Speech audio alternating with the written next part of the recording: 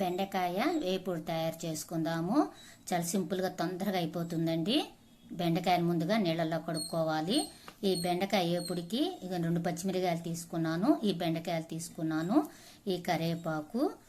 ముందుగా బెండకాయల్ని ముక్కలుగా కట్ చేసుకుందాము.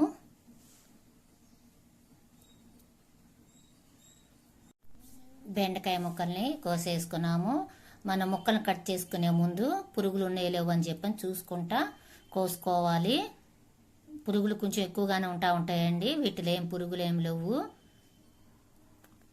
ఈ సైజులో అందరు ఎక్కువ శాతం అండి బెండకాయ వేపుడిని ఇట్లాగే చేసుకుంటారు. సింపుల్గా ఇట్లా కట్ చేసుకునే చేసుకుంటారు ఎక్కువ శాతం మంది. పచ్చిమిరపకాయలు ఇట్లా కట్ చేసుకున్నాను, కరివేపాకు. ఇక మనం ఒక అరగంట పాటు మనం బెండకాయ వేపుడు తయారు చేసుకోవాలనుకున్నప్పుడు అండి ఒక 20 నిమిషాలు కానీ అరగంట కానీ ముక్కల్ని కోసుకున్న తర్వాత పక్కన పెట్టుకొని తర్వాత వేపుడు చేసుకుంటే మనకు కూర బాగుంటుంది. పక్కన పెట్టేసుకుందాం. వీటిని ఒక అరగంట పాటు పక్కన పెట్టుకుందాము.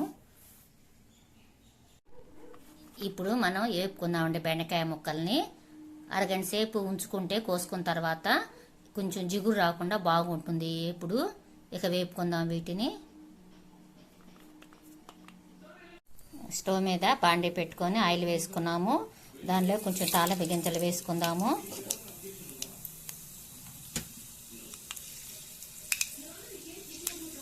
ఇప్పుడు పచ్చిమిరపకాయలు వేసుకుందాము. బెండకాయ ముక్కలను వేసేసుకుందాము. వేసుకొని సన్న మంట మీద వేపుకోవాలి, అంటే సిమ్లో పెట్టుకొని వేపుకోవాలి.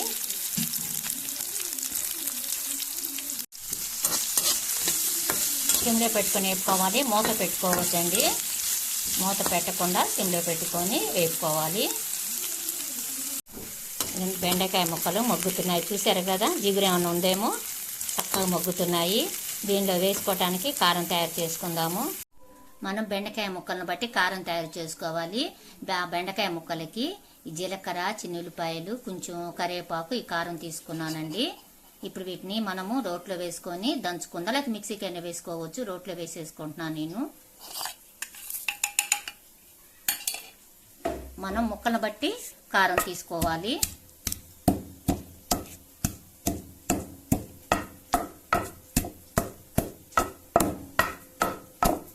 మరీ మెత్తగా ఏం అవసరం లేదండి.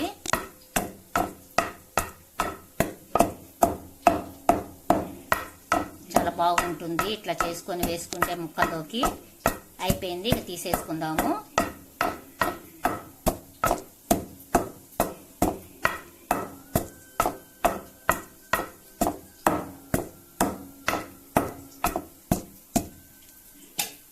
తీసేసుకుందామండి. అయిపోయింది కారం. చూసారండి, అసలు మీకు జిగురు కనిపిస్తుందా ముక్కలు? మన ముక్కలు కోసుకున్న తర్వాత ఒక అరగంట పాటు పక్కన పెట్టుకుంటే మనకి ఇట్లా వస్తుందండి చక్కగా.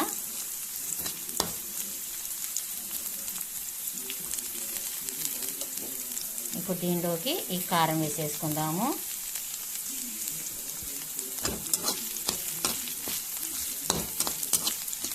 కారం అంతా ముక్కలకు పట్టేటట్టు తీసుకుందాం ఇట్లా.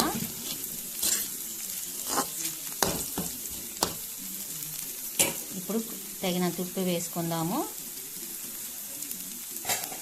ఉప్పు కలిపేటట్టు తిప్పుకుందాం ముక్కలకి.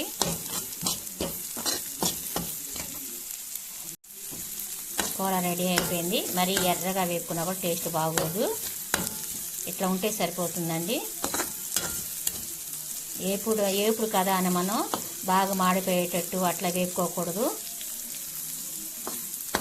అయిపోయిందండి. ముక్క కూడా చూశారు కదా, చితకలేదు. ఇట్లా ఎంత బాగుందో. బెండకాయ వేపుడు రెడీ అయిపోయింది. ఇక స్టవ్ కట్టేసుకుందాము. మరి ఎర్రగా మట్టికి వేపుకోవద్దండి, ఇట్లా ఉంటే బాగుంటుంది రుచిగా.